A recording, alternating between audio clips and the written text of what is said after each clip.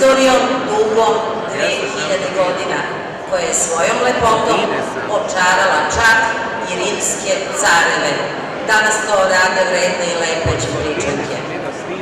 Ponosni čuvar Ćuprije i okoline već više od 6. vekova je manastir Ravanica, jedan od najznačajnijih i najljepših spomenika srpske srednjovekovne kulture, a zadužbina slavnog kneza Lazara. Svoju veliku hrabrost ljudi ovog kraja pokazali su u slavnoj bici kod Ivankovca, a danas su Ćupričani primer vrednih, odgovornih, preduzimljivih i za umetnost veoma talentovanih ljudi. Danas to i dokazuju na ovoj sceni svojim nastupima. Predstavit će vam se najpre vokalna solistkinja Kristina Milutinović iz Kuda knez Lazar iz Senja, zatim saksofonista i frulaž Steva Kugalić iz Kuda Kruševska mladost iz Krušara. Potom ćete imati prilike da uživate u nastupu kulturno-umetničkog društva Železničar iz Ćuprije, predstavit će se igrama iz Ravaničkog Pomoravlja i za sam kraj svi zajedno uživat ćemo u glumačkom paru Petar Mitić i Marija Milodinović u ulozi kneza Lazara i kneginje Milice u kratkom igrokazu Uoči boja. Pozdravite Ćupričane! Usnila je dubog sanak sa Kosovara, pa se svome divom dragom u naručju jada, pa se svome divom dragom u naručju jada. Hej, dragi,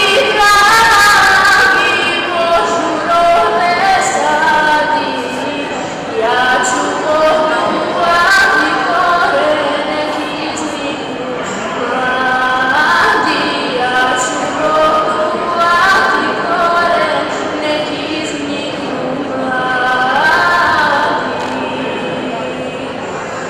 Vidiš, dragi, širom polja požurova nema, samo kamen ljuto dranje pod oblakom drema, samo kamen ljuto dranje pod oblakom drema. Hej, dragi,